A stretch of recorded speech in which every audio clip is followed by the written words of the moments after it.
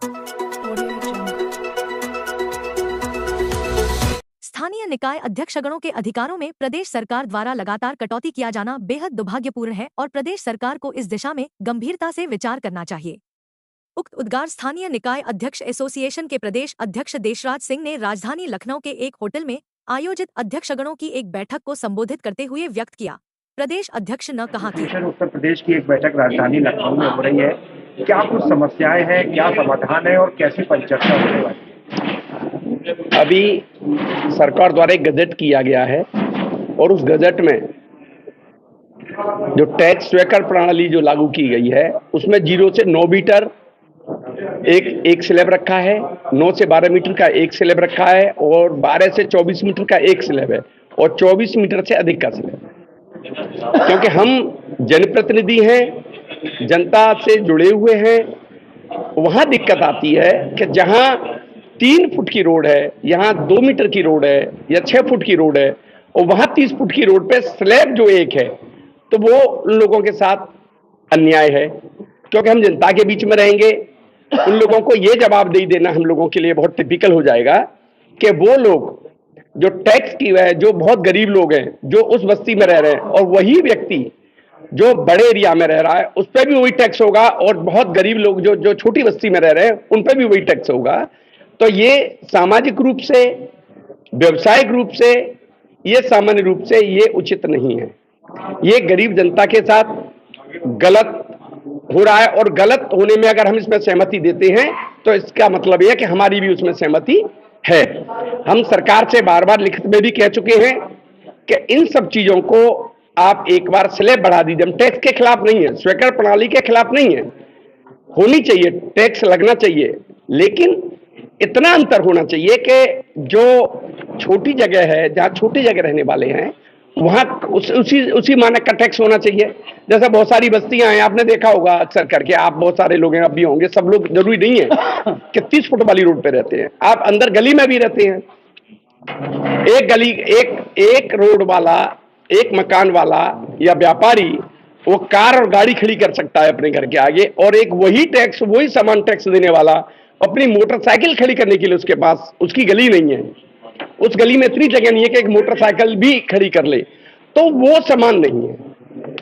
हम स्वीकार प्रणाली के सरकार के खिलाफ नहीं है, लेकिन जो स्लैब बने हैं, हम स्लैब के खिलाफ हैं और हम भी ये चाहते हैं कि स्लैब को बढ़ाया जाए, 0 से 3 मीटर किया, 3 से 6 किया, 6 से 9 किया जाए, ये स्लैब को 4 की जगह 6 स्लैब में कन्वर्ट किया जाए, तो हम सबको समान रूप से देख सकते हैं और समान रूप से लोगों के साथ न्याय भी कर सकते हैं। अगर सरकार इस बात को नहीं मानती है तो फिर अगला कदम क्या होगा? अगला कदम न्यायालय में शरण ली जाएगी और इसके अलावा क्योंकि गरीबों के साथ अन्याय हम होने नहीं देंगे, क्योंकि हम नगर में गरीबों के लिए सर्वप्रथम हमारी प्रतिबद्धता रहती है कि हम उनकी मदद के लिए सबसे पहले खड़े हों। अगर नगर के लोगों के साथ, गरीब लोगों के साथ हम नहीं खड़े होंगे तो बड़ों के साथ तो सब खड़े हो जाएंगे, गरीब के साथ कौन खड़ा हो? हम गरीब की बात कर रहे हैं, हम न्याय अन्याय की बात कर रहे हैं। टैक्स लगना चाहिए, हम भी चाहते हैं टैक्स लगना चाहिए, लेकिन समान रूप, जैसी उसकी स्थिति है उसी स्थिति के हिसाब से लगना चाहिए। ये हमारी अपनी हमारी एक विशेष जो परिस्थितियां ऐसी हो रही हैं कि जो स्थापना और 15वें या दीनदयाल, इन फाइलों को जिला लेवल पे, चाहे वो प्रभारी अधिकारी हों, चाहे वो जिलाधिकारी हों, वो बार बार हमारे अध्यक्षों से वो फाइलों को मंगाते हैं और फाइलों से मंगाने से सीधा सीधा कि शोषण होता है, जिले लेवल पे निकायों का शोषण हो रहा है। और शोषण होने का मतलब है, आप बहुत सारी जगह जीरो टॉलरेंसी इससे खत्म होती है और हम योगी जी से विशेष करके अनुरोध और निवेदन करेंगे कि ऐसी समस्या को खत्म किया, क्योंकि जिला अधिकारी के जो भी फाइलें जाती है वो कोई जिम्मेदार नहीं है, सारी रेस्पॉन्सिबिलिटी निकाय अध्यक्षों की है और जब निकाय अध्यक्षों की जिम्मेदारियां हैं तो उनको ही इन चीजों का निस्तारण और जिम्मेदारी दी जाए।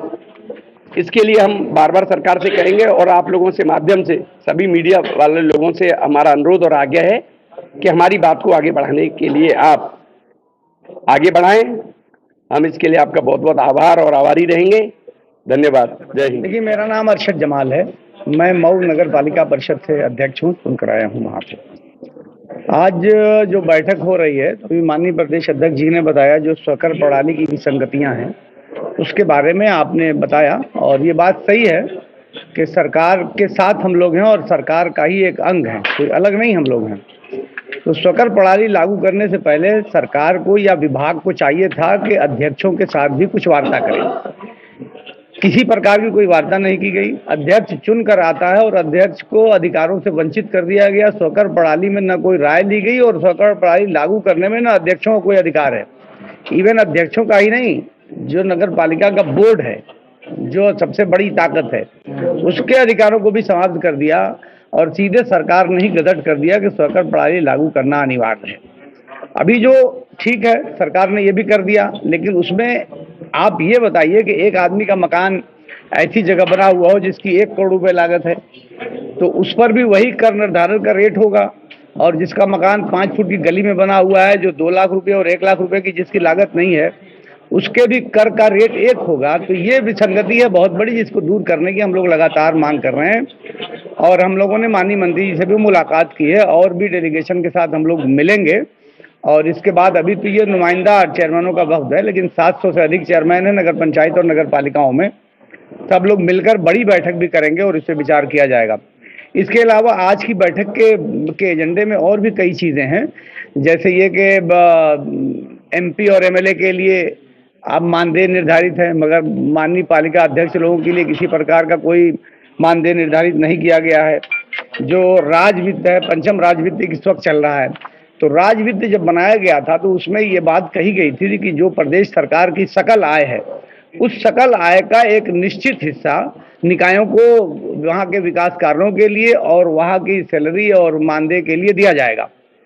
मगर अफसोस की बात यह है कि बहुत साल बीत गए, सरकार का जो बजट 1.5 लाख करोड़ का था, वो बजट बढ़ के 8 लाख करोड़ हो गया, मगर निकायों का जो बजट है वो वही का वही रह गया।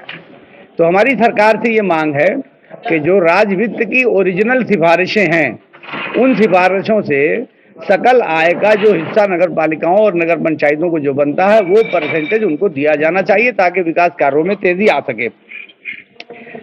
पहले निकायों के जो अध्यक्ष हैं उनकी ट्रेनिंग का कैंप लगा करता था, तो वो इस वक्त काफ़ी दिनों से बंद है। तो सरकार से ये भी हमारी मांग है कि निकायों अध्यक्षों के लिए ट्रेनिंग, उसमें होता क्या है कि जब बहुत सारे निकायों के अध्यक्ष एक साथ आते हैं तो अपने अपने विचार व्यक्त करते हैं, तो उससे सीखने को बहुत मिलता है कि किन निकायों में अच्छा काम हो रहा है, तो उसको देखा जाता है, सीखा जाता है। उसके एक्सपर्ट आते हैं दूसरे प्रदेशों से, वो लोग भी ट्रेनिंग देते हैं। तो सरकार से हमारी ये भी मांग है कि जो वर्कशॉप हुआ करते थे पहले, जो बंद हैं, वो वर्कशॉप को शुरू किया जाना चाहिए। सरकार ने विकास कार्यों में लिमिट लगा रखी है कि जैसे 1 मीटर से कम के ऊपर की चौड़ाई के जो नाले हैं या सड़क निर्माण है या भवन निर्माण है, तो उसमें इन्होंने 40 लाख रुपए की लिमिट लगा रखी है कि 40 लाख रुपए से ऊपर का कोई भी काम निकाय अध्यक्ष के संतुष्टि से नहीं हो सकता। उसके लिए कार्यदायी संस्था बदल जाएगी, यानी निकाय कार्यदायी संस्था नहीं रह जाएगी। अब आप बताइए कि ये प्रैक्टिकल है? जो संसाधन निकायों के पास हैं वो न डूडा के पास है, न सीएनडीएस के पास है, न और किसी संस्था के पास है। तो ये अधिकार जो 40 लाख रुपए की लिमिट है, उस लिमिट को समाप्त किया जाना चाहिए और जो भी काम किया जाना है उसके एतबार से निकायों में वो अधिकृत किया जाना चाहिए।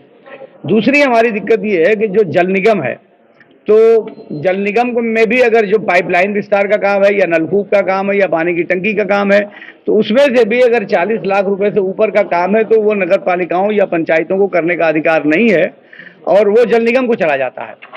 अच्छा, जल निगम वो निर्माण कार्य कराएगा, पाइपलाइन बिछाएगा, ट्यूबवेल लगाएगा, मगर उसकी निगरानी हमको करनी है। तो जिसको निगरानी करनी होती है, जब वही निर्माण कराता है तो गुणवत्ता बेहतर होती है, नेचुरल बात है। और निर्माण किसी और को कराना है और निगरानी और उसकी मेंटेनेंस का काम किसी और संस्था को करना है, तो जिस संस्था को सिर्फ निर्माण करना है, मेंटेनेंस नहीं करना है, तो वो लापरवाही से करती है। नतीजा ये कि निकायों को उसका भुगतान करना पड़ता है और उसकी सजा भुगतनी पड़ती है। तो हमारी ये मांग है कि पेयजल से संबंधित या जल निकासी से संबंधित जो भी काम है वो निकायों के माध्यम से ही होनी चाहिए, क्योंकि उन्हीं को ये काम करना है। दूसरा एक समस्या हमारी है कि डूडा एक जो नगरीय अभिकरण है, नगरीय विकास अभिकरण के नाम से एक संस्था है, जो आप लोग नाम जानते होंगे। तो उसमें नियम ये है कि नगर पालिकाओं से ही प्रस्ताव लिया जाएगा या पंचायतों से, निकायों से पंचायत लिया जाएगा और उनके द्वारा निर्माण कराया जाएगा। कम से कम एनओसी जरूर ली जाएगी। तो न प्रस्ताव लिया जाता है निकायों से और न एनओसी ली जाती है, जिसका नुकसान ये हो रहा है कि हमारा जो जल निकासी का लेवल है अलग है और वो उस लेवल से नीचे निर्माण करा देते हैं। तो जल निकासी की भी समस्या होती है, जो रास्ते बनाते हैं उन रास्तों में निर्माण की समस्या हो जाती है। दूसरा ये भी कई जगह देखा गया है कि बहुत से ऐसे काम वो कराते हैं और जो हमारे द्वारा काम कराए गए हैं उनकी बिलिंग भी करा ली जाती है। तो डूडा विभाग में बहुत सारी गड़बड़ियां हैं, इसलिए जो भी काम हो तो निकायों की निगरानी में हो तो ये ज्यादा मेरे ख्याल से बेटर रहेगा। अधिकारियों की सभी निकायों में कमी है। जो भी लोग रिटायर हो जा रहे हैं तो उनकी जगह पे सरकार से अधिकारी नहीं आ पा रहे हैं। अधिकार भी हमारा नियुक्ति का जो अधिकार निकायों का था उस अधिकार को भी लगभग खत्म ही कर दिया गया है। नियुक्ति का अधिकार जिसके पास होगा उसी को सजा देने का अधिकार होगा, तो जिसके पास नियुक्ति का अधिकारी नहीं होगा तो उसकी अधिकारी सुनते नहीं है। अधिशासी अधिकारी सचिव होता है नगर पालिका अध्यक्ष का, लेकिन अधिशासी अधिकारी के खिलाफ कार्रवाई करने के लिए हम लोगों के हाथ बांध दिए गए हैं। तो इस प्रकार की बहुत सारी विसंगतियां हैं जिनको दूर किया जाने की जरूरत है। संविधान में 3 प्रकार की सरकारों का वर्णन किया गया है, केंद्र सरकार, स्टेट सरकार और फिर लोकल बॉडी की सरकार।